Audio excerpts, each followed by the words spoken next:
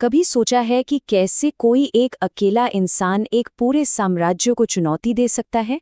आज हम छत्रपति शिवाजी महाराज की उसी अविश्वसनीय कहानी में उतरने वाले हैं और उन शुरुआती दिनों को देखेंगे जिन्होंने उन्हें इतिहास को एक नई दिशा देने के लिए प्रेरित किया।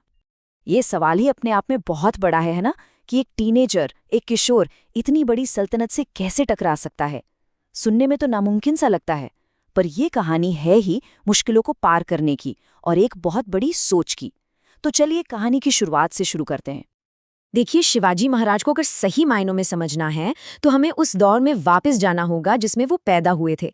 वो एक ऐसा वक्त था जब चारों तरफ सिर्फ लड़ाई झगड़े और विदेशी हुकूमत का बोलबाला था। 17वीं सदी का महाराष्ट्र कोई एक देश या राज्य नहीं था, बल्कि ये इलाका दो बड़ी सल्तनतों के बीच एक जंग का मैदान बना हुआ था। अहमदनगर का निजाम शाह और बीजापुर का आदिल शाह। और इन दोनों की लड़ाई के बीच में पिस कौन रहा था? वहां की आम जनता। इस लगातार चलती लड़ाई की वजह से आम लोगों की जिंदगी बहुत मुश्किल थी।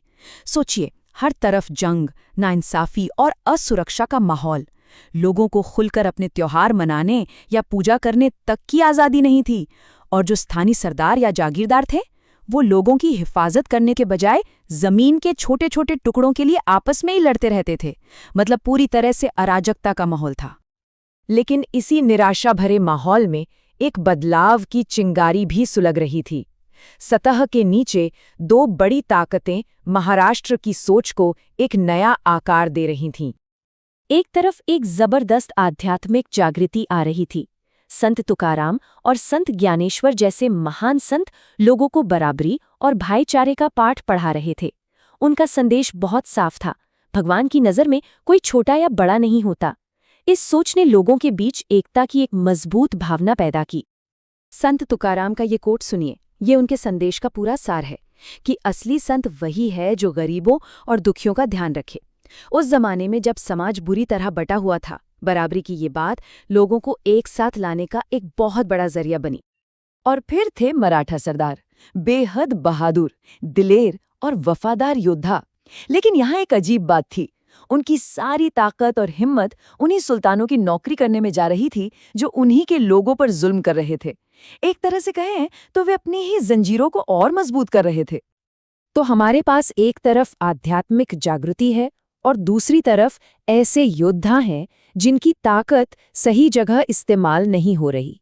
और इसी उथल-पुथल के बीच एक ऐसे नायक का जन्म होता है जिसे एक माँ की दूर की सोच ने गढ़ा था। साल 1630 में शिवनेरी के किले में जब चारों तरफ राजनीतिक अफरा-तफरी मची हुई थी, शिवाजी का जन्म हुआ। उनका बचपन एक जगह से दूसरी जगह भाग दौड़ में ही बीता। लेकिन इस सब के बावजूद उनके पिता शाजी राजे ने यह पक्का किया कि उन्हें एक बेहतरीन योद्धा की ट्रेनिंग मिले। पर शिवाजी के जीवन पर जो सबसे गहरा असर पड़ा वो किसी उस्ताद का नहीं, बल्कि उनकी माँ जीजाबाई का था। वो सिर्फ एक माँ नहीं थी, बल्कि उस महान राजा की वास्तुकार थीं जो शिवाजी को आगे चलकर बनना था।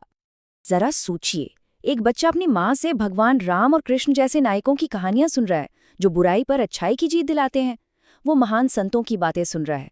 जीजाबाई ने शिवाजी के मन में बचपन से ही एक विचार डाला, दूसरों की गुलामी क्यों करना जब तुम अपने लोगों के राजा बन सकते हो। जीजाबाई के लिए ये सिर्फ एक सपना नहीं था, ये उनका पक्का इरादा था, उनका संकल्प था कि मेरा बेटा किसी का नौकर नहीं बनेगा, वो स्वराज बनाएगा, यानी अपने लोगों का, अपने लोगों के लिए राज। और यही सोच शिवाजी के जीवन का सबसे बड़ा लक्ष्य बन गई। और अब कहानी एक ऐसे मोड़ पर आती है, वो पल जब बातें खत्म होती हैं और काम शुरू होता है। अब देखिए, एक आज़ाद राज्य का सपना देखना एक बात है, पर उसे हकीकत में कैसे बदला जाए? कुछ नौजवान लड़के मिलकर इतनी बड़ी बड़ी सल्तनतों को चुनौती कैसे दे सकते थे?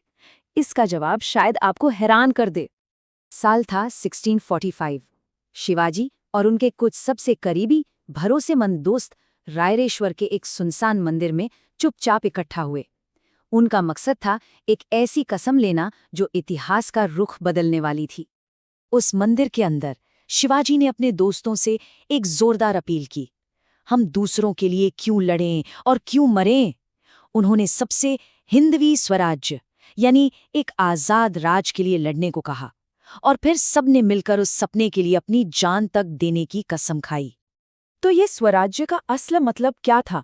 इसका मतलब था स्वशासन, यानी अपना राज। उस जमाने के हिसाब से ये एक बहुत ही क्रांतिकारी, एक बहुत ही नया विचार था। एक ऐसा राज्य जो लोगों का हो, किसी बाहरी ताकत का नहीं। अपने इरादे को और पक्का करने के लिए शिवाजी ने एक नई शाही मुहर भी बनवाई, और उस जमाने में जहां हर जगह फारसी भाषा का चलन था, ये मुहर संस्कृत में थी। ये भाषा, संस्कृति और शासन की आज़ादी का एक बहुत बड़ा ऐलान था। तो कसम ले ली गई थी, लक्ष्य एकदम साफ था। अब बारी थी पहले कदम की, एक ऐसा कदम जो सपनों को हकीकत में बदल दे। देखिए, स्वराज्य बनाने के लिए किलों पर कब्जा करना सबसे जरूरी था। किले ही ताकत का केंद्र होते थे, और शिवाजी का पहला निशाना था तोरणा का किला, जो पुणे के पास एक बहुत ही मजबूत और अहम किला माना जाता था।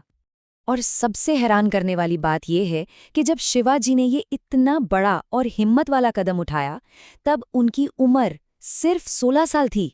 सोचिए, एक टीनेजर एक विशाल किले पर कब्जा करने निकल पड़ा था। तोरणा पर कब्जा करना एक बहुत बड़ी कामयाबी थी। ये सिर्फ एक लड़ाई जीतना नहीं था, ये एक प्रतीक था। पहली बार स्वराज्य के जीत के नगाड़े सह्याद्री की पहाड़ियों में गूंजे, जो एक नए युग की शुरुआत का ऐलान कर रहे थे। तो तोरणा की जीत एक जबरदस्त शुरुआत थी, लेकिन ये तो बस पहला कदम था। एक साम्राज्य बनाने का सफर अभी बहुत लंबा और मुश्किलों भरा था। आगे कौन सी चुनौतियां इंतजार कर रही थीं, और एक किशोर कैसे एक ऐसे आंदोलन को आगे बढ़ाएगा जो एक पूरे राष्ट्र की तकदीर बदलने वाला था। ये कहानी तो अभी शुरू हुई है।